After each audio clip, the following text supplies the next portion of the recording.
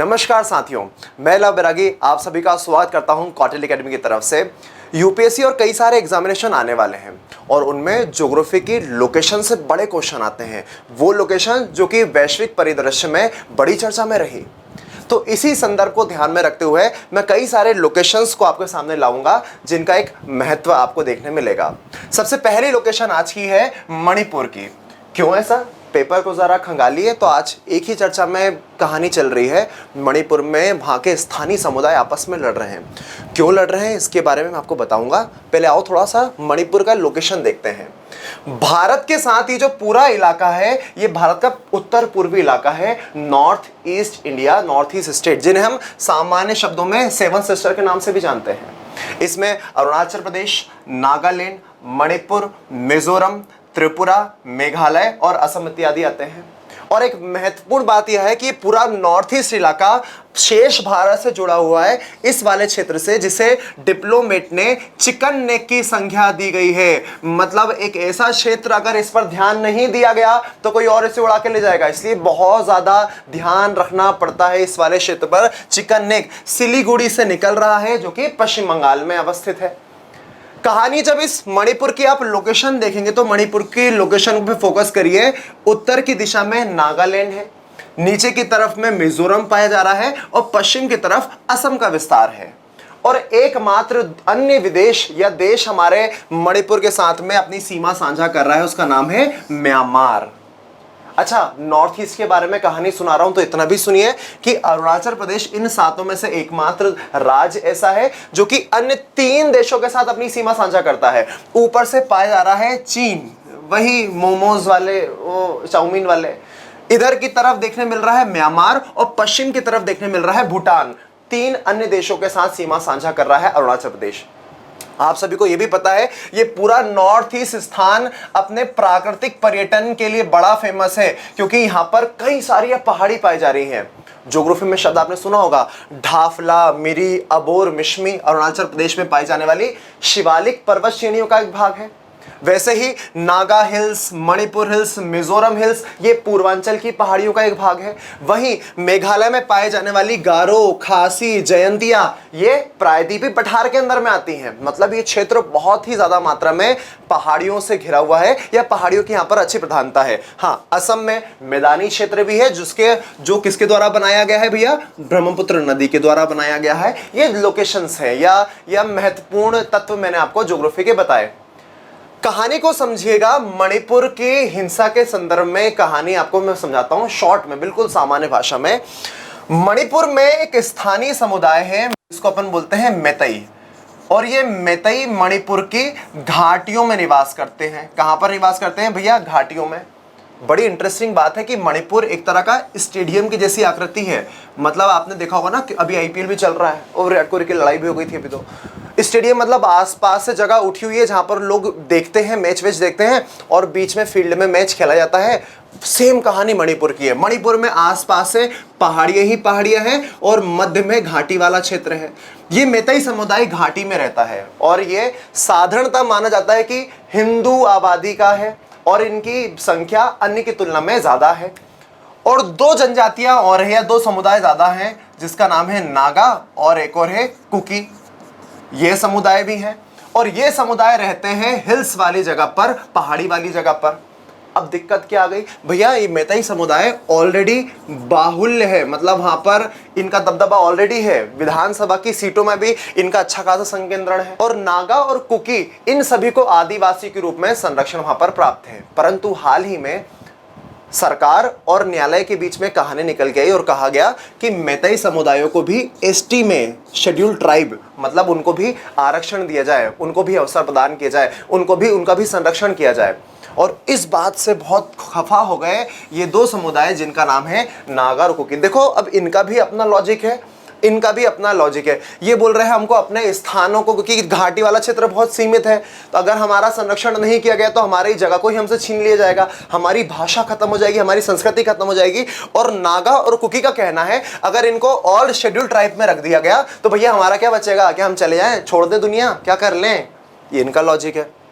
विवाद जो भी है उसको आप आराम से चर्चा करिएगा। और इसी कारण पे जो हिंसा हो रही है उसी को हम क्या नाम से जान रहे हैं भैया? मणिपुर हिंसा। ठीक है, मणिपुर की लोकेशन के साथ साथ में एक चीज आप बड़ा जरूरी से तरीके से याद रखिएगा, इसकी राजधानी इंफाल है और यहां पर दो चीज बड़ी फेमस निकल के सामने आ रही है और वो दो चीज का नाम है, एक है लोकटक झील और एक है केबुल लामझाऊ नेशनल पार्क। ये दो ज्योग्राफी के एनवायरमेंट की दृष्टि से बड़ी जरूरी चीज है। लोकटक झील, लोकटक झील को आर्द्र भूमि का दर्जा भी दिया गया है। आर्द्र भूमि को अंग्रेजी में कहते हैं वेटलैंड। क्या बोलते हैं भैया? वेटलैंड। और आप सभी को पता है वेटलैंड के लिए हमारे पास एक कन्वेंशन है, उसको बोलते हैं रामसर कन्वेंशन। कब हुआ था ये आपको बताना है, मगर मैंने बता दिया तो कोई बात नहीं। आप कम से कम ये बता दो कि रामसर कौन से देश में पाया जाने वाला शहर है। चलिए, ये आंसर तुम लोग को करना है। अब एक बात बता दूं मैं कि ये नेशनल पार्क भी बड़ा फेमस है क्योंकि ये एक तरह का तैरता हुआ नेशनल पार्क है। जरा इस तरफ ध्यान लगाइएगा, ये कितना प्यारा जगह लग रही है। मतलब मेरे को भी जाना है, यहाँ पर तो टाइम नहीं मिल पा रहा। नॉर्थ ईस्ट बहुत प्यारी जगह है, भारतीय दृष्टि से, इको टूरिज्म की दृष्टि से बहुत प्यारी जगह है। तो ये रहा अपना नेशनल पार्क लोकटक झील, वहीं के सिनेरियो हैं। तो तैरता हुआ नेशनल पार्क केबुल लामझाऊ और लोकटक झील आर्द्र भूमि के लिए बड़ी फेमस है। हाँ, एक और क्वेश्चन एराइज कर रहा हूं मैं, तुम लोग को आंसर देना है। वो क्या कि लोकटक झील को मॉन्ट्रिक्स रिकॉर्ड में भी शामिल किया गया है। कौन से रिकॉर्ड में? मॉन्ट्रिक्स रिकॉर्ड में।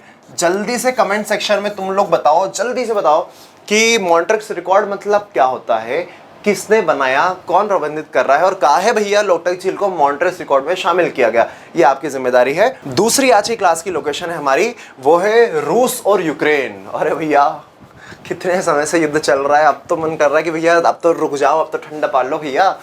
रूस और यूक्रेन का विवाद, रूस और यूक्रेन के इस युद्ध ने न केवल इन दोनों देशों की अर्थव्यवस्था बल्कि पूरे विश्व की अर्थव्यवस्था, पूरे विश्व के डायनामिक्स को भी चेंज करके रखा है। ऐसी संभावना निकल के सामने लगी थी, क्या यही तो तीसरे विश्व युद्ध की शुरुआत तो नहीं? खैर, भगवान बचाए ऐसी चीजों से। कहानी अब निकल के सामने आती है। जरा हम लोकेशन की चर्चा करने से पहले बात करते हैं कि ये विवाद क्यों हुआ। बहुत शॉर्ट में आपको कहानी समझाता हूँ।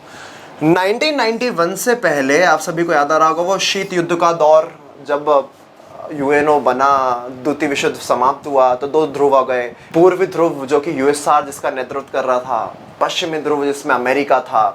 कहानी था ये कोल्ड वॉर का समय था और इसी समय पर 1991 से पहले जो पूर्व की शक्ति थी वो थी यूएसआर। कम से कम 15 राज्यों के आसपास आपस में मिलकर एक संघ था, सोवियत संघ जिसको बोलते थे। और मजे की बात है इसमें वर्तमान का रूस भी आता था और यूक्रेन के साथ साथ में कई सारे अन्य देश भी, जिनको अपन मध्य एशिया के देश वर्तमान में मानते हैं ना, कजाकिस्तान, फलाकिस्तान, वो सारे के सारे इस यूएसआर के अंदर में थे। परंतु 1991 में इस यूएसएसआर का क्या हो चुका भैया? विघटन हो चुका और रूस से अलग अलग छोटे छोटे देश निकल के सामने आ गए, जो कुछ यूरोप में भी हैं, कुछ एशिया में भी पाए जा रहे हैं। अभी के विवाद को बताने से पहले मैं आपको यह बताना चाहता हूं कि यह पहला काम नहीं है रूस के द्वारा जो यूक्रेन पर धावा बोल चुका है। इस विवाद को समझने के लिए थोड़ा लोकेशन पे नजर डालते हैं। ध्यान दीजिएगा, ये रहा यूक्रेन और यूक्रेन वर्तमान में यूरोप महाद्वीप के अंडर में आ रहा है और इस तरफ से आपको देखने मिल रहा है रूस। हाँ, रूस की कहानी याद रखना कि रूस एक ऐसा देश है, दुनिया का सबसे बड़ा देश है, जो कि एशिया महाद्वीप में भी आता है और इसका कुछ हिस्सा कहां पर भी आता है भैया? यूरोप महाद्वीप में भी। आप सभी को ज्ञात होगा। परंतु एक मेन बात है कि ये रूस को क्या ऐसा लगा है कि भैया वो यूक्रेन पर जाकर कब्जा करे? क्या रीजन है?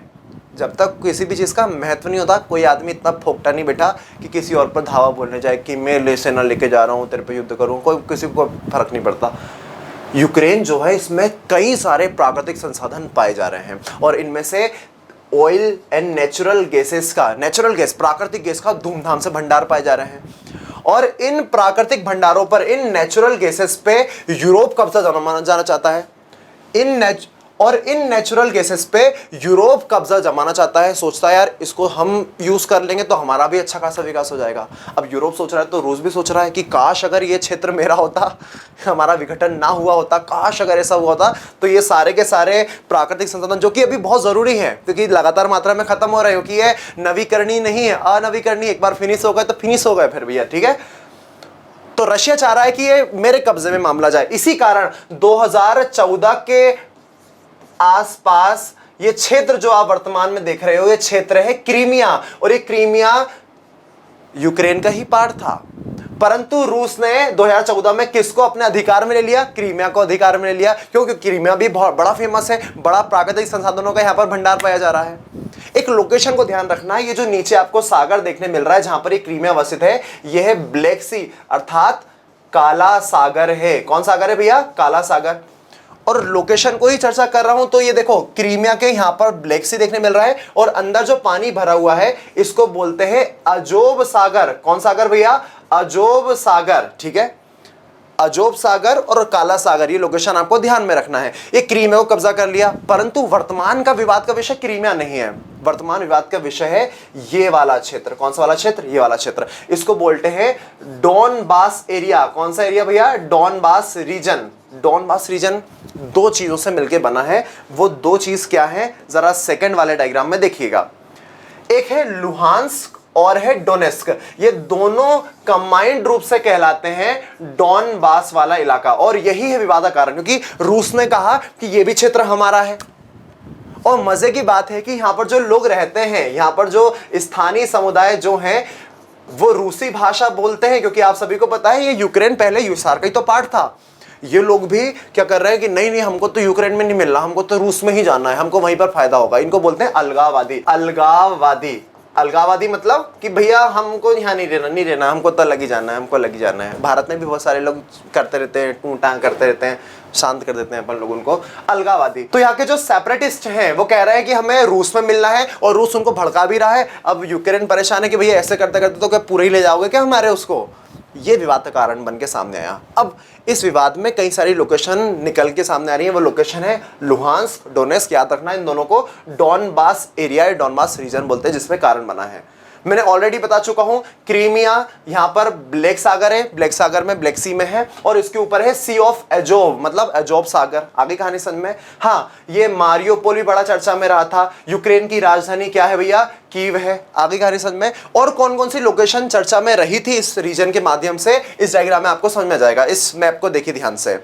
एक इलाका है, इसको बोलते हैं खेरसन। खेरसन यूक्रेन में आता है, और रूस की मिलिट्री ने इस खेरसन पर भी अधिकार जमा लिया, क्योंकि यही खेरसन है जो कि क्रीमिया से रूस को अंदर की तरफ पहुंचाने के लिए काबिल बनेगा। ये भी अंडर में आ गया रूस। और वैसे ही यहाँ पर एक और क्षेत्र देखने मिल रहा होगा, ओडेसा। उड़ीसा नहीं, उड़ीसा भारत में है। ओडेसा, ओडेसा एक तरह का बंदरगाह है, बड़ा फेमस और बड़ा जरूरी है, क्योंकि आप सभी को बता चुका हूं कि ये वाला नेचुरल गैसेस के यहाँ पर भंडार है, और जितना मात्रा में पोर्ट पर अधिकार किसी भी देश का होता है, उसकी सैन्य क्षमता और बढ़ जाती है नेवी के माध्यम से, ठीक है। और एक बड़ी अच्छी लोकेशन है, उसको बोलते हैं अपन जापोरिजिया। जापोरिजिया के लिए बड़ी इंटरेस्टिंग बात बताऊं, ये एक तरह का न्यूक्लियर प्लांट है। यहाँ पर नाभिकीय संयंत्र पाया जा रहा है। नाभिकीय संयंत्र मतलब यहाँ पर न्यूक्लियर एनर्जी का निर्माण किया जाता है, और छोटी मोटी नहीं है। पूरे यूरोप में देखोगे तो सबसे बड़ा जो न्यूक्लियर प्लांट है वो जापोरिजिया है, और यूक्रेन की भी अधिकांश एनर्जी, मतलब अच्छी खासी एनर्जी का जो सोर्स है वो यही जापोरिजिया है। एक बड़ी इंटरेस्टिंग चीज, ये जापोरिजिया एक नदी किनारे पर अवस्थित है। उस नदी का नाम है नाइपर नदी या निपर नदी। जो भी शब्द आपके सामने है तो उसको लगाइएगा। और वो नाइपर नदी ब्लैक सी या काला सागर में ही गिरती है, इस बात को भी ध्यान में रखना है आपको। हाँ, न्यूक्लियर पावर प्लांट से मेरे को एक और चीज याद आई। तुम लोगों ने कहीं ना कहीं तो पढ़ा होगा चेरनोबिल की घटना, और चेरनोबिल की घटना यूक्रेन में ही हुई थी। वो चेरनोबिल समवेयर इस तरफ में कहीं पाया जा रहा है, और वह भी एक तरह का नाभिकीय प्लांट था। कुछ कारणवश उसमें समस्या आई, जो कि एक हानिकारक, एक नकारात्मक पक्ष बताता है नाभिकीय ऊर्जा के संयंत्रों को, ठीक है। तो लास्टली एक बार लोकेशन पर चर्चा करते हैं। रूस और यूक्रेन को जब आप देखोगे तो ये वाला जो इलाका था वो डोनबास रीजन है, जो चर्चा में रहा है। रूस इस तरफ आ रहा है, ये रहा यूक्रेन। यूक्रेन की राजधानी है कीव। खार्किव भी बड़ा फेमस है, जापोरिजिया फेमस है, खेरसान फेमस है, क्रीमिया फेमस है, ओडेसा फेमस है। यहाँ पर चेरनोबिल आ रहा था, वो फेमस है। सी ऑफ एजोब और ब्लैक सी अवस्थित है। हाँ, यहाँ पर एक तरह की संधि है, उसको अपन कर्च की संधि बोलते हैं। कौन सी संधि बोलते हैं भैया? कर्च की संधि बोलते हैं। संधि मतलब जल संधि, एक तरह की जो दो वाटर बॉडी को मिलाए। तो सी और एजोब तो सी ऑफ एजोब और ब्लैक सी के बीच में जो स्ट्रेट पाई जा रही है उसको अपन कर्चकी संधि बोलते हैं। याद रखिएगा इस पॉइंट को भी ध्यान से। और आज के सेशन की लास्ट लोकेशन पर्यावरणीय दृष्टि से बहुत महत्वपूर्ण है। क्यों? क्योंकि जैसे जैसे मानव का हस्तक्षेप बढ़ता जा रहा है इस प्रकृति में, मानव ने वाट लगाई है प्रकृति की। सिंपल शॉर्ट बात कर रहा हूं मैं तुमको। कई सारी प्रजातियां विलुप्त हो रही हैं, कई सारे पर्वत, पहाड़, नाले, ये सब उनके अंदर में असंतुलन पैदा हो रहा है। इसी का एक बेस्ट एग्जांपल है कि कैस्पियन सागर जो रूस के तट पर पाया जा रहा है, हाल ही में देखा गया कि कई सारी सीलों की प्रजाति और सील विलुप्त हो गई, मर रही हैं। सील मतलब एक तरह का जानवर है जो ठंडे जल में पाया जाता है, आपने देखा भी होगा, पारिस्थितिक तंत्र के लिए जरूरी होता है। कई सारी प्रजातियों की यहाँ पर मृत्यु हुई। अभी मृत्यु हुई तो कैस्पियन सागर बड़ा हाईलाइट में आ गया। कैस्पियन सागर बड़ा फेमस भी है। वास्तव में एक बात बताऊं तो ये सागर नहीं, एक तरह की झील है और किसी भी महाद्वीप पर पाए जाने वाली है। इसका विस्तार इतना बड़ा है, इतना बड़ा है, वास्तव में झील है परंतु इतना बड़ा इसका विस्तार है तो हमने उसको क्या नाम से जाने लग गए? सागर के नाम से जाने लग गए, कैस्पियन सागर। अभी कैस्पियन सागर की लोकेशन बड़ी जरूरी है। ये 5 देशों से ये अपनी साझा करती है सीमा। वो 5 देश कौन कौन से, जल्दी से चर्चा कर लेते हैं। ये देखो, ये रहा अपना कैस्पियन सागर। एक मेन देश है जिसको अपन बोलते हैं रूस। यही वाली जो न्यूज है ना वो रूस के दृष्टि से ही है। रहा रशिया, रशिया के ही तट पर पाई जा रही थी कई सारी सीलों की मृत्यु देखी गई है, ठीक है। और एक और देश निकल के सामने आया, इस देश का नाम है कजाकिस्तान। कौन सा भैया? कजाकिस्तान। ये कजाकिस्तान मध्य एशिया का महत्वपूर्ण देश है, याद रखिएगा। इसके नीचे की तरफ आ रहा है, यहां पर आपको देखने मिल रहा है तुर्कमेनिस्तान। तुर्कमेनिस्तान याद रखिएगा, बड़ा जरूरी है तुर्कमेनिस्तान। और नीचे की तरफ से देखने मिल रहा है ईरान। ईरान की राजधानी तेहरान, बड़ा फेमस है ईरान। यहाँ पर शिया मुसलमान, शिया मोमेडियन की आबादी यहाँ पर ज्यादा मात्रा में है। और हमेशा इस ईरान का अमेरिका से और सऊदी अरब से एक वैचारिक और युद्ध चलता ही रहता है। उसका रीजन दूसरा है, बगई बाद में चर्चा करेंगे। एक छोटा सा और देश है, इसका नाम है अजरबैजान। इसकी राजधानी है तंबाकू नहीं, बाकू, याद रखिएगा, ठीक है। अजरबैजान की राजधानी बाकू। तो 5 देश कौन कौन से? एक हो गया रूस, दूसरा हो गया कजाकिस्तान, तीसरा हो गया तुर्कमेनिस्तान, चौथा हो गया ईरान और 5वां हो गया अजरबैजान। याद रखना ऑप्शन में आ सकता है उज्बेकिस्तान भी। कौन सा? उज्बेकिस्तान। परंतु उज्बेकिस्तान इससे टच नहीं हो रहा। उज्बेकिस्तान कजाकिस्तान और इसके यहां पर अवस्थित पाया जा रहा है। उज्बेकिस्तान की सीमा कैस्पियन सागर से नहीं टच होती। एक और महत्वपूर्ण शब्द या लोकेशन इस वाली जगह पर आपने नाम सुना होगा ना, अभी थोड़ी देर पहले अपन ने बात करी रामसर कन्वेंशन की, जो कि वेटलैंड के लिए हुआ था। 1971 में हुआ था, 1971 में हुआ था। रामसर, रामसर शब्द जो है, रामसर कहां पर है? ईरान के इसी कैस्पियन सागर वाली जगह के तट पर अवस्थित है रामसर शहर। और यहीं पर ईरान में ही वो सम्मेलन हुआ था, इंटर गवर्नमेंटल एक संधि हुई थी जिसका नाम पड़ गया रामसर कन्वेंशन, ठीक है। तो मैंने रामसर के बारे में बता दिया, इस कैस्पियन सागर की लोकेशन के बारे में बता दिया और इन देशों के लोकेशंस को आप याद रखिएगा। आगे कहानी समझ में। एक लास्ट बात, फिर सेशन खत्म करते हैं। लास्ट जरूरी चीज ये है कि कैस्पियन सागर भी नेचुरल गैस का, प्राकृतिक ऊर्जा का बड़ा अच्छा खासा यहाँ पर भंडार देखने मिल सकते हैं। अब भारत तो कैस्पियन सागर से टच हो नहीं रहा और भारत को भी अपने नए नए सोर्सेस देखना पड़ रहे हैं, क्योंकि ईरान इराक लड़ते ही रहते हैं। सऊदी अरब लड़ रहा है, यमन लड़ रहा है, वहाँ पर विद्रोह हो रहा है। तो भैया कि तुम्हारे लड़ाई के चक्कर में हमको तो पेट्रोलियम चाहिए ना, हमको तो नेचुरल गैस चाहिए, हम तुम्हारे उस पर कब तक रिलाय हो जाए। तो भारत क्या कर रहा है? नए नए विकल्प तलाश रहा है ऑल ओवर दी वर्ल्ड कि मेरे को यहाँ से भी चीज़ें मिल जाए, यहाँ से भी चीज़ में आए। क्योंकि जब आप एक पर ही टिके रहते हो तो कोई मतलब नहीं निकलता। ये आप मेरी बात को अच्छे समझ पा रहे होगे। तो ऑप्शन जीवन में होना चाहिए। मैं पढ़ाई की बात कर रहा था।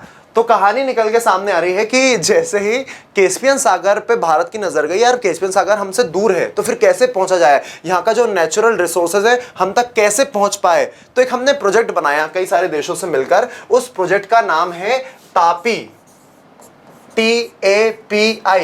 तापी एक नदी भी है जो कि बैतूल के पठार से निकलती है, सतपुड़ा के दक्षिण से, और जाकर गिरती है कहां पर? खंबाती खाड़ी में। नर्मदा जैसे ऊपर से गिर रही थी वैसे ही उसके थोड़ा दक्षिण से जा रही है तापी नदी। ताप्ती भी कहते हैं उसको, परंतु ये तापी वाला तापी नहीं है, ये कोई और सा तापी है। कौन सा तापी है जरा चर्चा करते हैं। तापी का फुल फॉर्म यहां पर है, टी का मतलब है तुर्कमेनिस्तान। अब ये शब्द समझना, तुर्कमेनिस्तान। तुर्कमेनिस्तान क्यों?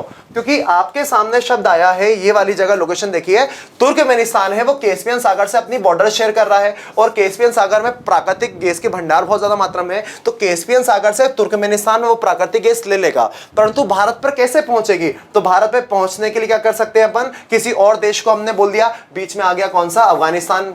अफगानिस्तान वही जिसपे अभी किसने क्या कर लिया है, कब्जा कर लिया तालिबान ने। खैर अभी ये परियोजना संकट में ही है। फिर एक और नालायक देश कहाँ गया, वो पाकिस्तान वाला मामला देखने मिल रहा है। और उसके बाद में अपना कौन सा आ रहा है, इंडिया वाली कहानी। तो कहानी है भैया तुर्कमेनिस्तान, अफगानिस्तान, पाकिस्तान और इंडिया, ये 4 देशों के फर्स्ट लेटर से हमने गैस पाइपलाइन बनाई है। ये एक तरह की ग्रिड बनाई है जिसके माध्यम से हम क्या कर सकते हैं, इस प्राकृतिक गैस के भंडारों को उपयोग कर सकते हैं। इसलिए तापी प्रोजेक्ट चलाया गया था, परंतु ये संशय में है 2 रीजन से। एक पाकिस्तान देवता के कारण, क्योंकि वो नहीं चाहता कि दुनिया में शांति हो, स्पेशली भारत में हो। और दूसरा वाला मामला ये अफगानिस्तान को तो मालिक की रक्षा कर सकता है। तो आज हमने चर्चा करी मणिपुर लोकेशन के बारे में, क्योंकि मणिपुर में हिंसा हो रही है। दूसरा, रूस और यूक्रेन के महत्वपूर्ण शहरों के बारे में, क्षेत्रों के बारे में याद रखिएगा। और उसके बाद में हमने चर्चा करी